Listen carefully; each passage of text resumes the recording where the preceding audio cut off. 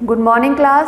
MAVN के online class में class 7th और 8th में हिंदी व्याकरण में आपका टॉपिक है वाच्य। 7 और 8 में दोनों क्लास में वाच्य आपका टॉपिक है और नंबर अलग अलग हो सकता है, तो आप लोग इस बार नंबर से नहीं टॉपिक के अकॉर्डिंग पढ़ेंगे और सिलेबस में भी आपको टॉपिक नेम दिया जाएगा। वाच्य है, संधि, समास और उसमें अव्यय है और उसमें काल है। ठीक है, तो हम लोग जो है पढ़ेंगे वाच्य। वाच्य क्या है, पहले उसकी परिभाषा दी हुई है, उसके बारे में थोड़ा सा जानेंगे कि वाच्य क्या है। क्रिया का वह रूप जिससे पता चलता है कि वाक्य में कर्ता, कर्म या भाव में से किसकी प्रधानता है, वाच्य कहलाता है। वाच्य के 3 भेद हैं, पहला कर्तृवाच्य, दूसरा कर्मवाच्य और तीसरा भाववाच्य। कर्तृवाच्य में कर्ता की प्रधानता होती है, कर्मवाच्य में कर्म की प्रधानता होती है और भाववाच्य में भाव की प्रधानता होती है।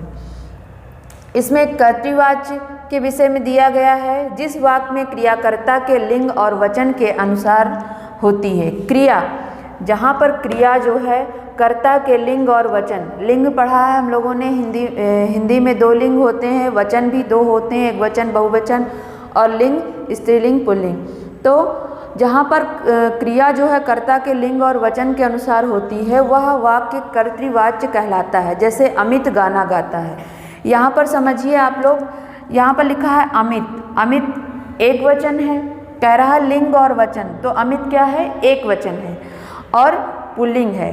तो क्रिया भी आपकी क्या है, एक वचन की क्रिया है और लिंग भी क्या है, एक वचन कर्ता के अनुसार। अब हम यहाँ अगर हम लिख दें अमित गाना गाती है तो वो वचन के अनुसार क्रिया जो है नहीं, क्रिया जो है अपने कर्ता के अनुसार अनुसरण नहीं कर रही है, तो आपका जो कर्ता जिस लिंग और वचन का होगा तो क्रिया भी उसी का अनुसरण करेगी। ठीक है, उसी तरह कर्मवाच्य में जिस वाक्य में क्रिया कर्म के लिंग और वचन के अनुसार होती है उसे कर्मवाच्य कहते हैं। जैसे लेखक के द्वारा उपन्यास लिखा जाता है, लेखक के द्वारा उपन्यास लिखा जाता है, यहाँ कर्मवाच्य में जो है द्वारा या से शब्द दिया रहेगा।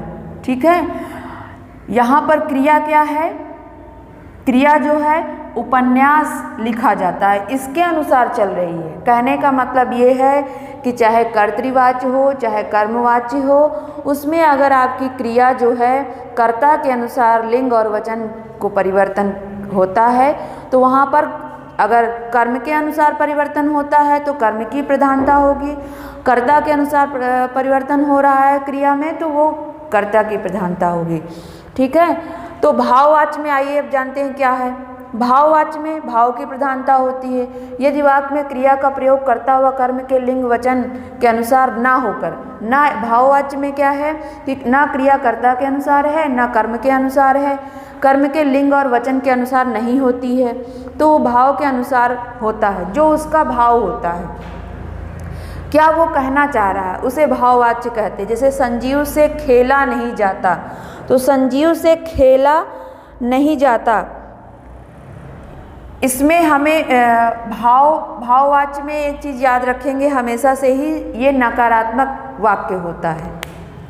ठीक है, इसमें हमेशा जो है आपको नकारात्मक वाक्य मिलेगा, निगेटिव वाक्य मिलेगा, हमेशा ही अधिकांशतः, हाँ हमेशा ही कह लीजिए या फिर अधिकांशतः इसमें जो है आपको नकारात्मक वाक्य मिलेगा और जो है भाव की प्रधानता होती है।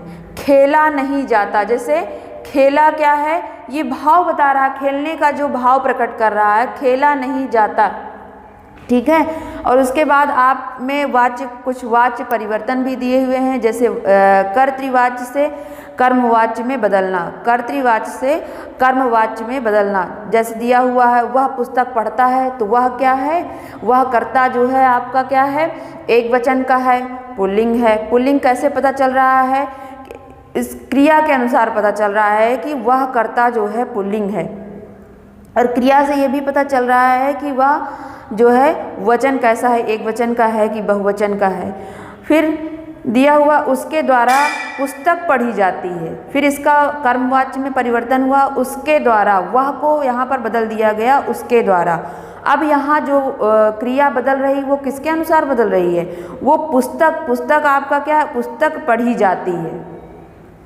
ठीक है, तो पुस्तक के अनुसार पुस्तक आपका कर्म है, कर्म के अनुसार यहाँ पर क्रिया में परिवर्तन हो रहा है। मोहन ने खाना खाया, तो मोहन एक वचन है, पुल्लिंग है, तो उसी अनुसार इसका क्रिया भी है, खाना खाया।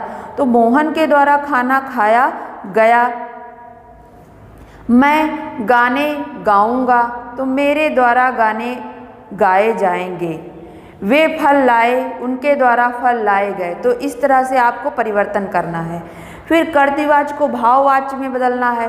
कर्तृवाच्य में है जैसे वह नहीं आया, उससे आया नहीं गया, भाव की प्रधानता होगी।